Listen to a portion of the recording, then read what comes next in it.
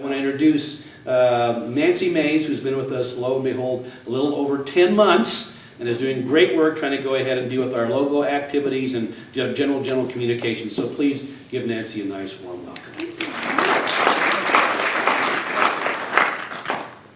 Thanks, everybody. I'm happy to be here. And since Hannes is the main attraction today, I'm going to keep my part brief. But I want to talk to you guys a little bit about the branding initiative that we're doing. I want to talk about why we're doing a branding initiative, how we're going about doing that. I know we've had a lot of questions related to that. What does this logo mean for the county? Why are we even doing it?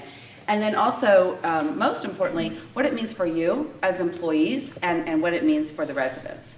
So I'll kind of start with where we are today. This is just a sampling of all the different logos that we have at the county. This is actually not all of them. We have maybe 7 or 8 more than this. So on their own, these logos are fine. They all really serve a great purpose representing their individual departments and agencies. The challenge, though, is that collectively, they don't really tell the story of the county, and they don't represent kind of the county's common vision. So if you look at it from a resident's perspective, it can be a little confusing, right? Some of them look like, if you think about businesses, I thought of this the other day, there's a lot of businesses with the name Johnson County in it as well. So you kind of have those, and then you have these, and residents can kind of say, I'm not sure which goes with the government, which is private. So this was kind of the impetus of starting this whole logo process, which I inherited when I came on board about 10 months ago.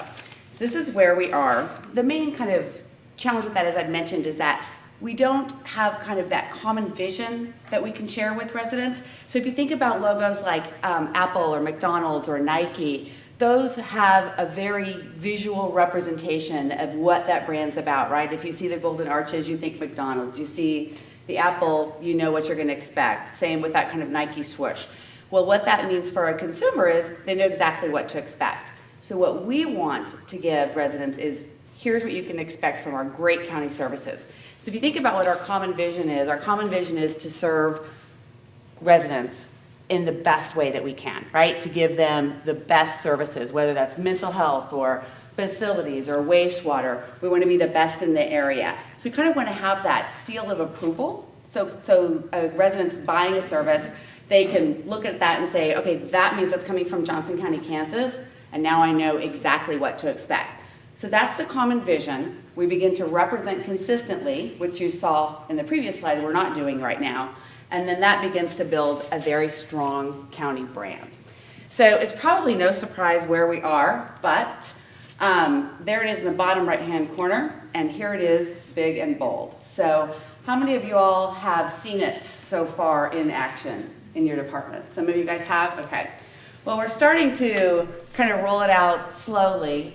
With as big as the county is, it's going to take a while, but we will get there with every single department. I want to tell you a little bit about how we got to this brand and this particular representation of the county.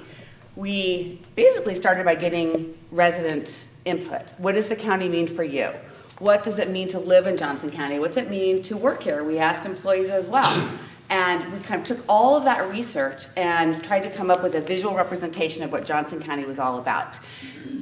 We had about 5 or 6 finalists, and we took them out for focus groups with residents. Residents gave us feedback. They said, I like this one, I don't like this one, and this logo was our final winner. And the reason that people picked it was, and the reason I'm really happy that it got chosen, is it's a very clean and kind of contemporary representation of the county. It looks very efficient, which is the kind of government that we provide, the kind of government services we provide.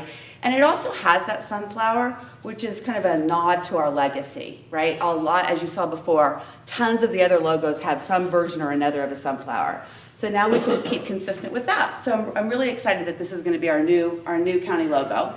You can see that we'll have it in different formats. We have it, when it's not practical to have it stacked, you can have it horizontal. We have it without the flower when it's not practical from a cost perspective to have that as well. But by and large, residents will begin to see this, or even just the flower standing alone, and they'll say, okay, that's a county service. Now I know exactly what to expect. Here it is in different departments, and I think this is probably where some of you all might have seen it so far, is with your different department logo. We've been passing those out, so that's what that's going to look like. And here's what it'll look like as we begin to kind of show it in all of the different collateral we have. So it'll be on business cards. As you can see, everyone's business card on the front is going to look the same. Have any of you all ordered business cards with the new logo? You guys have? There's like 12 or 15 different backs that people can choose from. So that's one way that we can distinguish one department from another. But in the front, we'll all look the same because we all represent the county. Eventually, as you can see from here, it'll begin to look like kind of a whole family of look, right? So you see there's the brochure, there's the email signature. Any resident from afar is going to be able to take a look and go, I get that. That's all a county service. I know exactly what I'm getting now. This is Joe Waters in here. We don't have a building like that yet. That is potentially what it could look like if we had a sign. I'm glad he's not here because he's always telling me we don't have that yet. But I think that raises a good point. We're going to approach all of this with a whole lot of common sense. So we aren't going to go and start tearing down signs and putting up new signs with the logo. Where it makes sense to replace it, we will. When we have a new building, like perhaps when we do King Louis, when we finish that off, we would have a sign there with the new logo, right? Same with business cards and brochures. As departments begin to phase those out, we'll phase in the new look. We don't want to be wasting a lot of money. That's how it might begin to look on a truck, which I really kind of like that with the flower in front. That's pretty fun.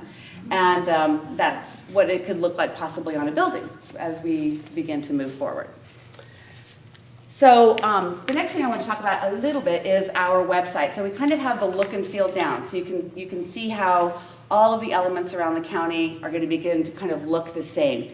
That's one part of the communications plan. The other part, which I think is just as important, is telling the story of the hard work that you all do. And we don't really have any strong vehicles to do that right now. We, you guys are working hard every day on behalf of the county, and folks don't really know that we're doing that. One way we know that residents don't know that is through our community survey. When we got the results from the most recent community survey back, folks said, I love living in Johnson County, really high approval rates, 97, 98%, but I'm not really sure what the county does, right? So they know what cities do, they know what their school districts do, but there's a gap there, and we want to bridge that gap by telling them what you all do. And that's important not just to tell your story, as I mentioned, but also so that residents are more informed. Because the more informed that residents are about the county services that they are receiving, the better decisions that they can make, right? So we'll start with our website. We are in the midst of redesigning the website with a whole lot of help from folks in different departments. So the new website, which will launch in about mid-December, will look something like this. We're not completely finished with it. But the most interesting thing I think about this website is that it's going to be service-based, not department-focused. So, in other words, we provide about 350 services on a daily basis to residents. So when they come here, they will be looking for them in kind of bucket areas, right? So they may not know if they need information about their tags to go to Treasury and Financial Management and then the DMV. They do know to get it through my vehicle, right?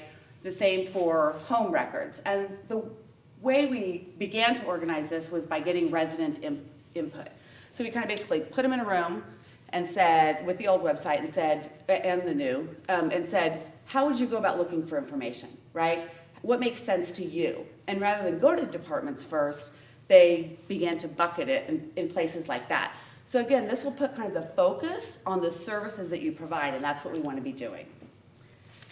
Very cool thing about our new website design is that it will have what's called a responsive design. So if you're looking at it on your phone or on your tablet, the design will coordinate to meet that device. So again, that's kind of a service thing. If you want to know, where do I drop off my paint for household hazardous waste and you're in your car on a Saturday, pull it up on your phone. It'll be very, very easy to read. So this is going to launch in mid-December. Another thing that we're working on is engaging through social media. Is there anybody in here who's Facebook or Twitter? If you could follow us on Facebook right there at JoCoGov or on Twitter at JoCoGov.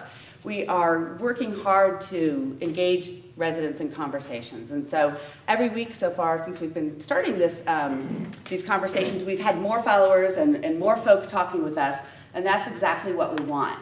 We want to hear back from them. We want to be telling them about all of the great things that you guys are doing. So please do that and encourage your friends or family to as well.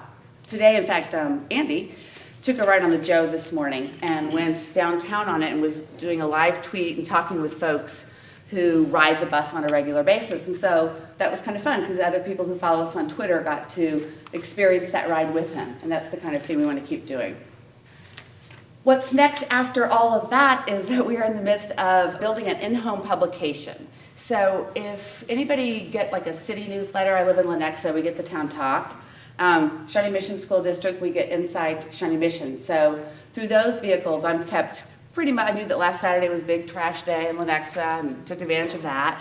We know what's going on with Shawnee Mission School District. Kansas City, Missouri just started its own in-home publication. We're going to be doing the same. So reaching folks online is really important, but we all know that not everybody's going there all the time for their information. So we're going to send a publication starting in the spring of 2014. It will be mailed to every single resident in Johnson County. And again, that'll be an opportunity for us to tell the stories of what you all are doing, and then as well, make sure that our residents are much more informed. So one of the first stories that we're going to be working on is about wastewater. It's kind of one of those engines that makes good government. You don't think about it until it's not working, right? So we felt like it would be a really good first story. We're also going to maybe have some issues coming up next year with Tomahawk and some tax increases. And so we felt like it would be really good to inform residents of that. So that would be an example of the kinds of stories we'll tell. We'll profile our emergency command center and tell folks what we're doing to help keep them safe. We're going to have an article on all the community gardens that we do to keep, basically to keep like folks engaged at the adult detention center, and then also at WIC to provide produce. So those are the kinds of stories that we'll have for residents, and that'll be in spring 2014. The last thing is JoCo Connect. I don't know how many of you, when you sign on, look at JoCo Connect. That'll be kind of the last thing that we do in terms of a redesign and look and feel and how the content's laid out. We do have a sign-up sheet in the back, that sign-up sheet that you guys all, I think, inadvertently signed up for. We want people to help give us feedback. So we'll be reaching out to some of you guys and saying, hey, can you sit in a focus group, just like we did with our residents, and tell us what kind of information do you as an employee want to know about the county. So we'll be doing that. We also already have on the Chats with Honest page on JoCo Connect a story submission form. So as I've been talking about the website and the in-home publication, if you have any ideas for stories that you think would be great for us to share with residents, then please just send us a note through there, and we'll know to kind of follow up and contact folks in your department. But we're here in this building, and that would be the best way for us to find out what's going on all around the county. So we're hoping that folks do that as well.